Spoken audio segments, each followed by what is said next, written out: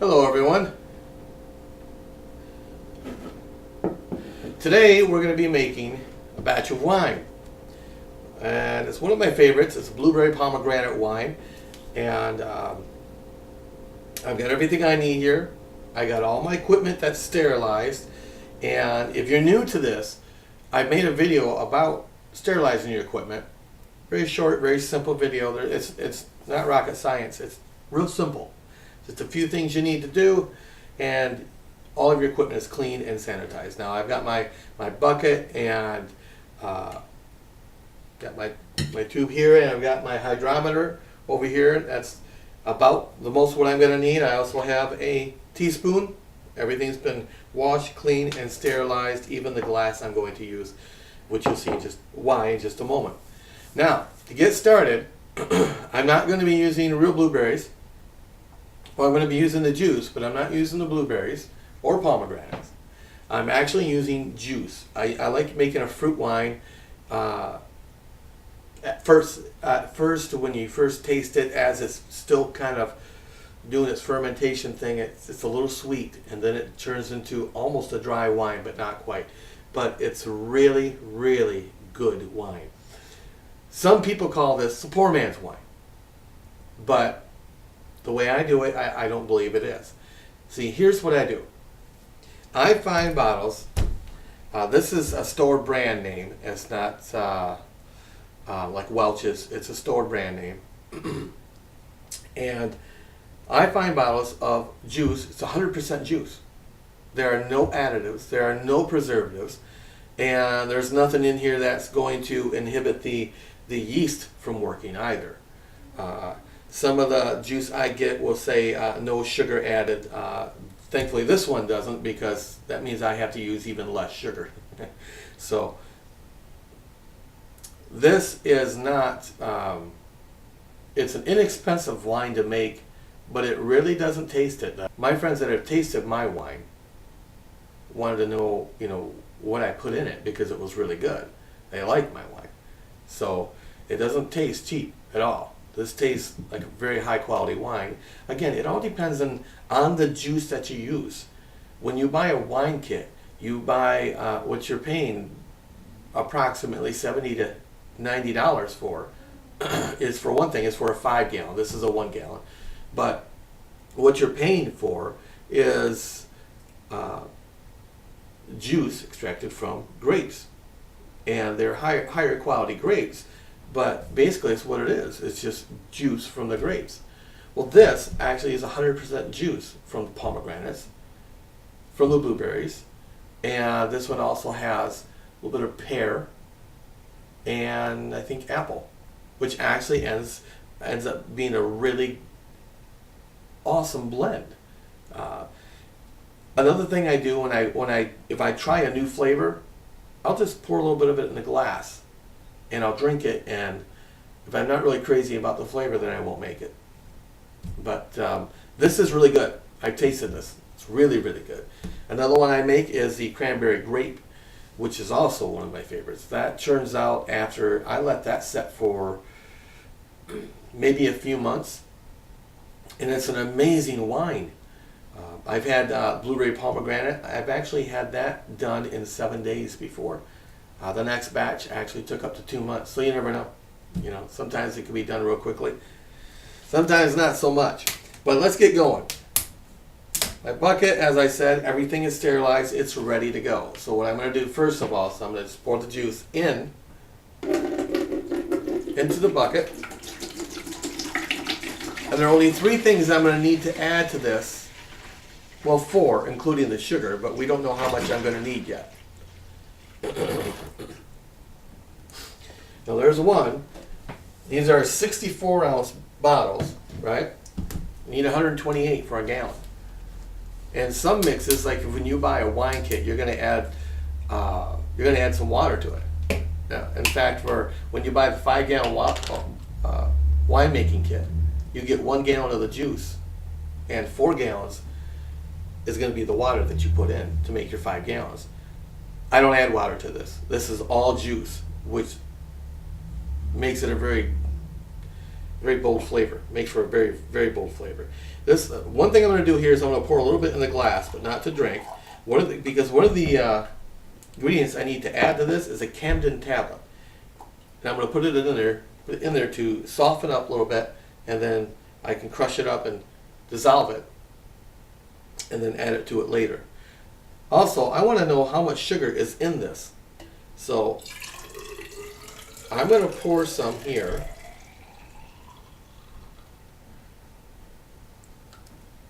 Right in there. And I'm going to use my hydrometer. This little device here will tell you how much sugar is in here, which will also tell you how much alcohol will be made once it's done fermenting. Now, my hydrometer says, boy, it's right almost on the 6 mark.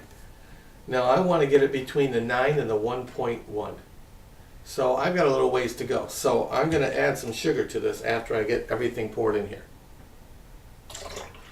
And then what I will do is, since my glass here, I'm going to put this over here. Because put this on the, I have the lid to my bucket sitting over here, turned upside down. It's been sanitized, so that's where I put that. I'm going to add the rest of this. Add the Camden tablet, 2 other ingredients as well. And then I'm going to start adding sugar. And then what I will do is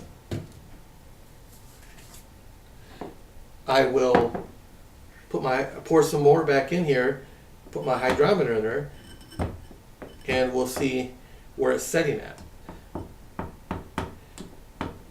Now the reason I don't tell you exactly how much sugar I need to put in is because every time it's different.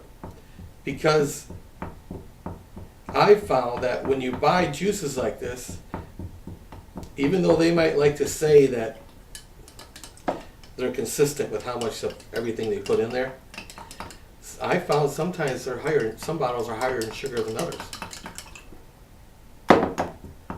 And granted, I just tested the liquid from 1 bottle, but it gives me a very good rough idea. I'll put some sugar in there, and if I go a little above the reading where I want to be, if it goes above the 1.1, I could just add a little water to it. It's not going to dilute it, really. It's just, it's not going to ruin the wine. It's just going to lower the alcohol content. I don't want it that strong. I don't really like it that strong. The next ingredient is a pectic enzyme, and this prevents like a pectin haze, and it increases the juice yields basically, and that's kind of reading from the bottle there, but that's what it says. And I can see I'm running low on this. I am going to have to go to the store today or tomorrow to buy some more.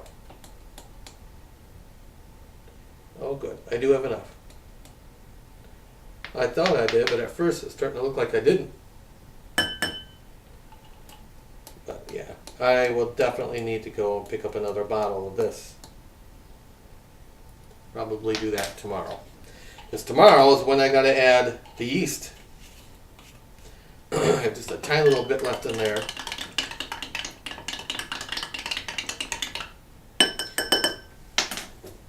And the reason I add the yeast tomorrow and not today is because I'm adding this yeast nutrient.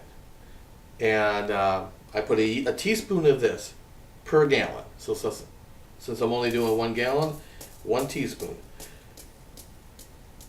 This yeast nutrient really gives your yeast a good kickstart, which is important.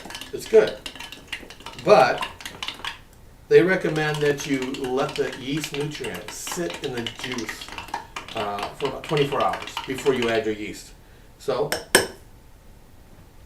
being a good boy, I'm going to follow instructions. I always do when it comes to making wine in this. Looks like everything here is dissolved. So, stir it up a little bit more, a little bit on the bottom there. Now, because my hydrometer has already been sterilized, and it's already come in contact with this juice, I'm just going to reuse it to stir it around. So it's a 2-in-1 device. There we go. Put this right back on my lid. Almost put it on the counter there. Now I'm going to grab my sugar. Be right back.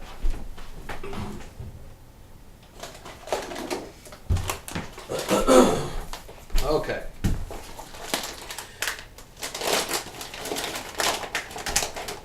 Now this may strike you as a little funny, but I don't measure because I've done this so many times. I can pretty much get a good feel as to how much is too much. This will raise it up a few numbers, but probably won't even be enough yet. We'll find out. That was, I would say, at least a cup. And a lot of your recipes will call for about at least 3 to 4 cups. Well, maybe not 4. I'd say about 3 cups. When I get it all stirred in there, I want it just sitting on the bottom because when I pour liquid in here, I won't get a very good reading. All right. Let's see where we're at here. Get my glass. Again, this has been sterilized, so I'm not worried about that. We'll pour more in here.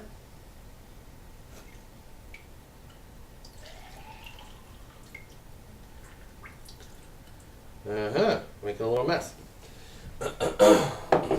Let's just see where we're at. Hopefully it will be quite a bit higher. We are higher. It is setting right at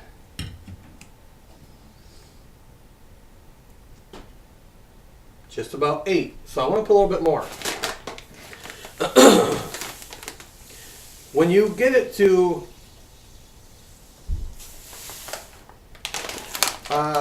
between the 9 and the 1.1 mark, it will yield you about 12 to 14%. Depending on the kind of wine you make, you will notice that sometimes that 12 to 14% tastes pretty strong. Sometimes not so much, but I have found that sometimes it is. And so I experimented. I started going for the marks of, I started going for right between the 8 and 9 instead of the 9 and 1.1. That would give me between the 8 and 10%. And I was okay with that. But then I found that what happened was when I first started learning how to make wine, is that when you transfer this into your first carboy, you're going to have a little bit left on the bottom with some sediment. You didn't want that part in there. And when you transfer it from the carboy to clear it out again, you're going to have a little bit left on the bottom that you just don't want to have, keep with your wine, right? So you keep your wine level keeps going down. Well, people were telling me on their videos on YouTube that you just add some water to it. Well, I didn't want to dilute mine. Not only that, but that kind of lowered the alcohol content as well, to the point where it hardly seemed like wine anymore. So this is what I do. I go ahead and make it what I refer to as the full strength, between 9 and 1.1, sometimes closer to 1.1. And as you've seen, I've added 2 bottles, but I will buy a third. Instead of adding water to top it off a little bit because you lose a little bit of liquid each time you transfer it, I just add some of the same juice. And it's got a little sugar in there, so it will still ferment a little bit. Therefore, it'll keep your content, your alcohol content, up to where you want it to be.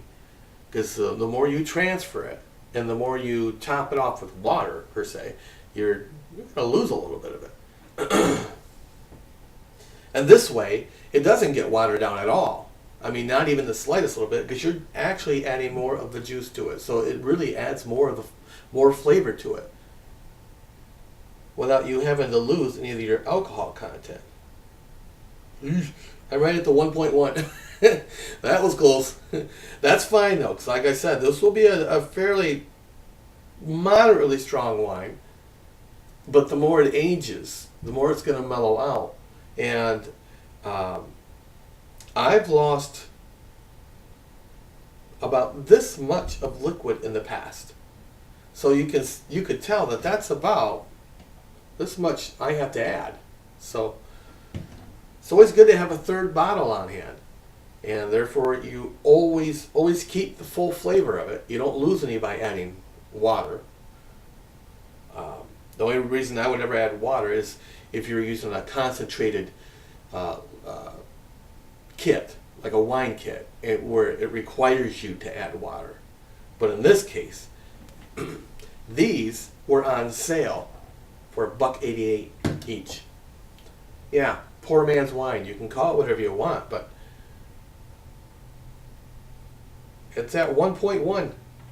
It's a good strong wine there.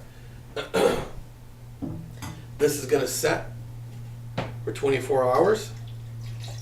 In the meantime, I will go out and get myself a packet of yeast, or a few of them anyway. Add the yeast tomorrow, and in the coming weeks, we will have what looks just like this. Anyway, cheers. Hope you enjoyed this video, and if you liked it, please subscribe. I've got more videos coming. I got cooking videos that are coming up here soon. I plan on doing all kinds of things. Music videos as well. I'm a musician, so I'm going to go more into that later in another video. So subscribe if you like it. Join me on Facebook. I'll put some information on my on YouTube here, where you can find me on Facebook. All right. Thank you. Cheers.